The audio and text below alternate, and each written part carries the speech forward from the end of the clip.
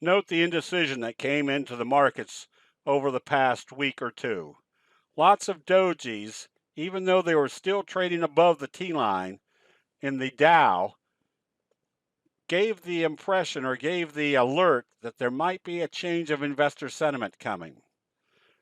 On Thursday, when it closed as a doji right at the T-line, it made it very simple for trend analysis. Using the simple doji rule, which is the price is usually going to move in the direction how they opened after a doji. Waking up Friday morning and seeing the pre-market futures were trading lower, that was an immediate indication that you probably wanted to be closing out some of your long positions that were showing weakness and adding short positions. Now, does every move like this create that type of result? Definitely not. But it implies that the probabilities of moving in this direction, whether it does it in 1 day or 2 weeks, is greatly in your favor. That same analysis can be applied to the NASDAQ. When it did an indecisive trading day above the T-line, when it opened lower, especially when it started trading back below the low of the doji and showing you that it was not staying up above the T-line, that was another indication that your portfolio should be analyzed to see which stocks are starting to sell off, closing long positions, and identifying which ones are the best shorts. That scanning process would have been the night after that close, telling you if it opened positive, you wanted some long positions. If it opened negative, you wanted to close out long positions. And the short positions that you scanned for that night now should have been put in place.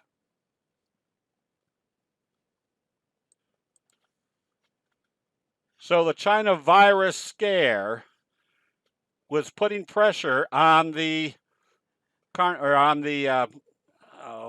cruise line stocks. You can see the slow curve. You can see the bearish flutter kicker signal in Carnival, CCL, that if you were already short, you stayed short. Or it was a very safe time to go short when you saw that bullish or bearish flutter kicker, which implied there could be more downside. That same evaluation could be put in place, seeing kind of the failure of the T-line on Norwegian cruise lines, and then a little kicker type signal that showed more evidence that they were not going to trade back up above the T-line, telling you the selling was still in progress.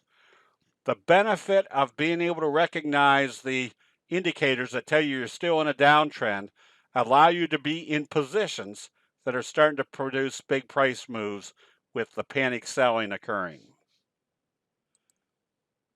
When scanning for the strongest candlestick signals and patterns, notice again in this case you have a bullish flutter kicker signal in GSX that we recommended a few days ago, and look what the strength of this one did today when the market was off 800 points.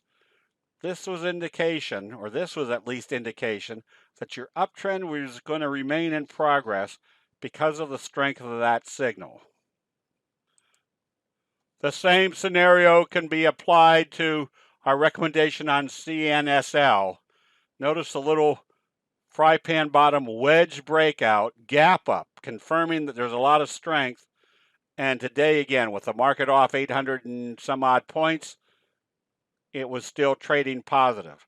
This is visual recognition of the fact that this buying was occurring based upon the patterns that were created in individual stock price, also telling you that they were buying for a reason, even though the markets were going the other way.